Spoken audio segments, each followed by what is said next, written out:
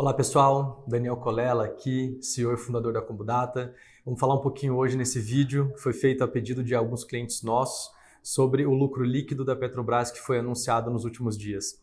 Foi o maior lucro líquido dos últimos anos, foi de 106,7 bilhões de reais ao longo de todo o ano de 2021, uma boa parte disso capturada nos últimos 2 trimestres do ano, que foram muito semelhantes em termos de resultado, e comparado com 2020, onde se teve um lucro de pouco mais de 7 bilhões de reais, foi um grande resultado. O 2020 foi um ano bastante atípico, todo mundo sabe, um ano de pandemia, um ano de retração em volumes e um ano de muita coisa diferente acontecendo. Vamos aqui trocar uma ideia a respeito, trazer alguns pontos, trazer para o debate. Nosso grande objetivo é informar. A nossa especialidade, sem sombra de dúvidas, é o downstream, é onde a Combudata atua na ponta, na atuação de cliente, consumidor final, comprador de combustível com distribuidoras ou com TRRs e também postos revendedores com distribuidoras. Mas a gente sim tem um conhecimento bem interessante aqui a respeito de toda a cadeia de suprimentos e tem a nossa visão também, afinal não tem como dissociar uma coisa da outra.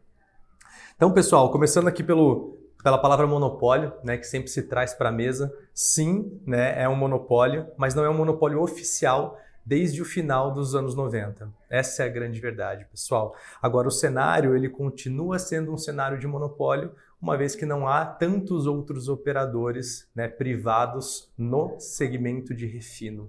E vale a gente trazer isso aqui para a mesa também, pessoal. A Petrobras ela atua com exploração e produção, que é o início da cadeia, extração de petróleo, busca de novas jazidas e assim por diante, e também na produção desse petróleo. Na sequência, vem o refino desse petróleo, transformando em derivados, pessoal. Então, Petrobras tem esses dois grandes bolsões de operação. E a BR Distribuidora, que era uma outra empresa também governamental, também pública, se tornou uma empresa privada que era responsável pelo último elo, que é o elo de distribuição, e hoje é a Vibra Distribuidora, pessoal. Então, vamos falar o seguinte, sobre exploração e produção, existe muita atuação de outras empresas no Brasil já, são dezenas, pessoal, mais de 30 empresas, tanto brasileiras como estrangeiras, operando na extração e produção de petróleo brasileiro aqui agora.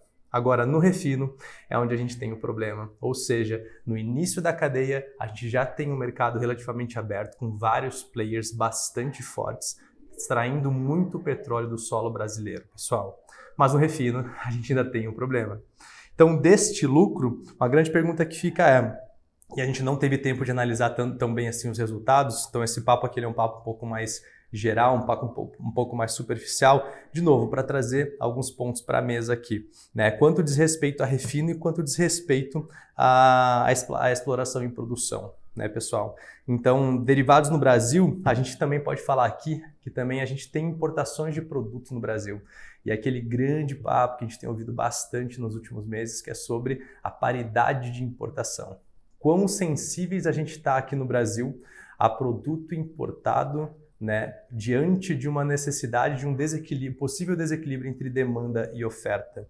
A gente teve um problema, em outubro ou novembro do ano passado, em que a Petrobras anunciou que os pedidos colocados pelas distribuidoras estavam muito acima da média e que por conta disso talvez não conseguisse atender. E o único direcionamento que existe nesse caso é o distribuidor acessar importadores de combustível. Mas existia um delta entre o preço doméstico feito pela Petrobras, por mais que ela estivesse vendendo produto importado, produto refinado ou produto importado. Sim, pessoal, a Petrobras importa bastante produto. Mas nesse momento, o que ela acaba dizendo é o seguinte, eu não vou ter produto nem mesmo de refino, nem mesmo de importação. Então é preciso acessar importadores terceiros para vocês comprarem produtos de terceiros e com isso manterem os estoques de vocês e darem continuidade à atividade econômica do negócio de vocês, que é distribuir combustível, revender combustível para consumidor final, no caso de boa parte disso diesel, tanto diesel BS10 como diesel BS500, ou para postos revendedores, gasolina C, que tem um percentual de 73% de gasolina A, que é o produto fóssil, quando misturado no etanol anidro, se torna a gasolina C, certo? Pessoal, são poucas refinarias pelo Brasil, Boa parte delas Petrobras, todo mundo aqui já sabe que metade delas mais ou menos foi colocada à venda. Nem todas as operações de venda foram consolidadas. A gente tem a Acelen na Bahia, e a gente tem uma outra refinaria em Manaus também que foi vendida. E fora essas, a gente tem a antiga refinaria de Manguinhos e também a Rio Grandense no Rio Grande do Sul operando. Mas, de novo, são operações muito menores do que as refinarias da própria Petrobras, certo?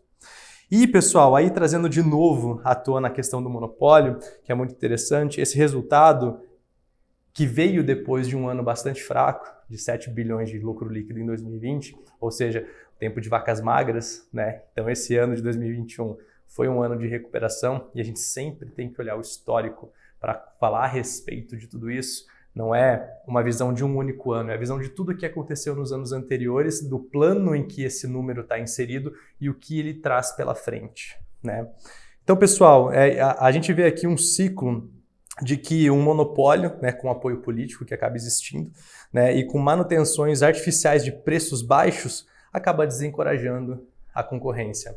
A gente se lembra que lá no início dos anos, pouco depois no governo Dilma, entre 2011 e 2016, houve bastante, sim, manutenção de preço artificial, ou seja, o preço internacional, que é o que hoje a gente chama de paridade, que é o famoso PPI, ele estava mais alto. Independente disso, Petrobras se manteve vendendo combustível, abastecendo o Brasil internamente, no doméstico, com preços mais baixos. E esses preços mais baixos acabavam onerando a empresa, mas suportavam uma precificação relativamente equilibrada na bomba do consumidor, mas a empresa sangrava.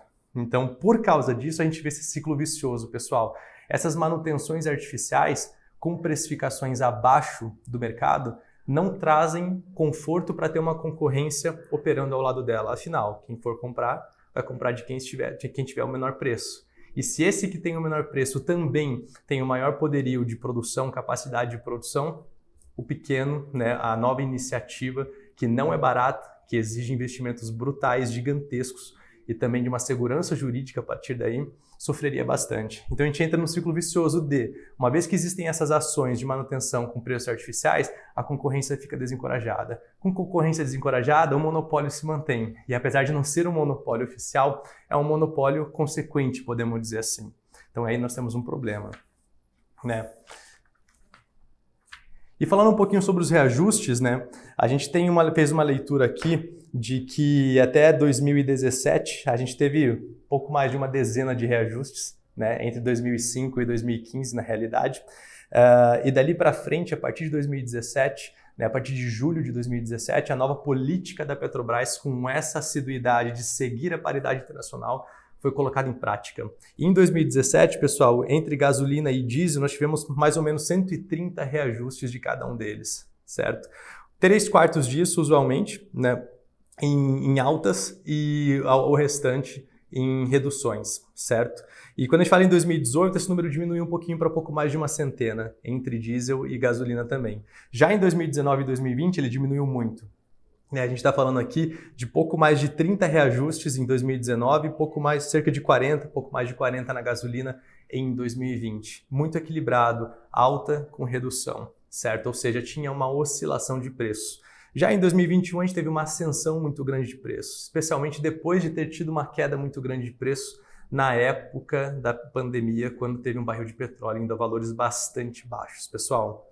E Daniel, por que a gente ainda depende do internacional para fazer isso? A gente é autossuficiente em petróleo? Sim, em petróleo, mas não em derivado.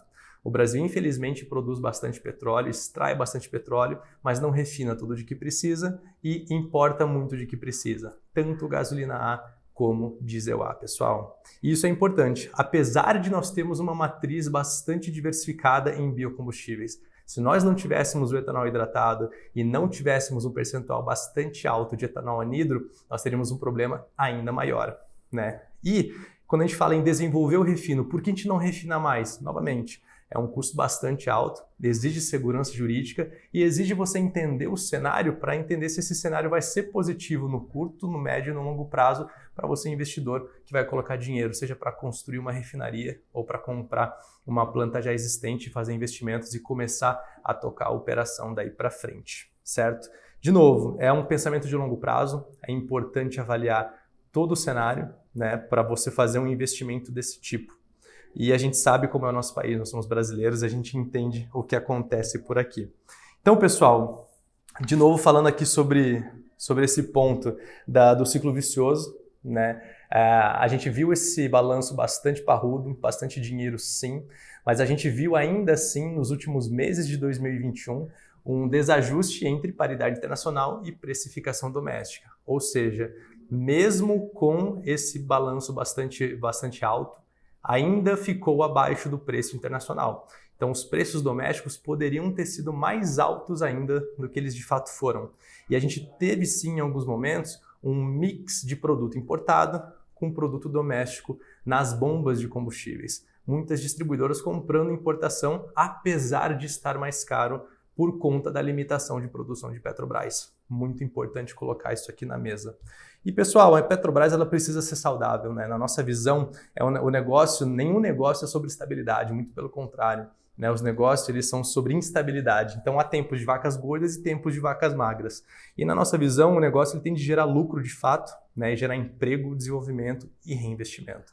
E não podemos nos esquecer de que a Petrobras ela é mais pública do que privada. Né? Então parte desse lucro vai ser dividido em dividendos para a União, e a União precisa ser inteligente e usar isso da melhor forma possível. É um negócio que precisa dessa visão de negócio para se ter investimentos, reinvestimentos e, com isso, se tornar um negócio forte e que consiga suportar e manter o país minimamente abastecido e trazer uma segurança jurídica para a gente ter novos players no refino, tanto quanto a gente tem na exploração e produção, como a gente tem no downstream lá na ponta depois.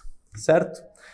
Pessoal, é isso aí que a gente tem para hoje, esse bate-papo um pouquinho a respeito de Petrobras. E claro que isso é muito maior do que somente isso que a gente falou hoje. A gente está aqui resumindo em alguns poucos minutos um pouco da nossa visão e alguns números interessantes para a gente falar um pouquinho mais a respeito.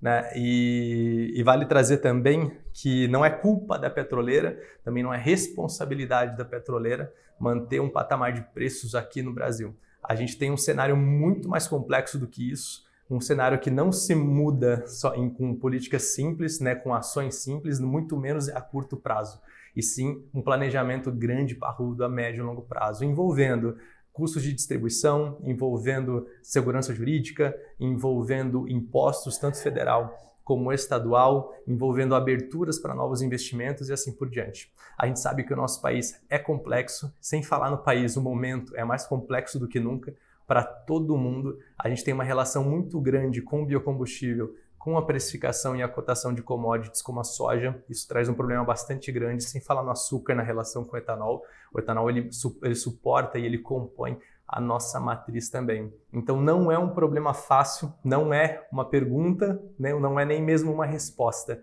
É um debate e é uma discussão, e aos poucos, à medida que a gente evolui com essa discussão, a gente precisa evoluir no problema, e ao evoluir no problema, a gente evolui na solução. Certo? Um abraço grande.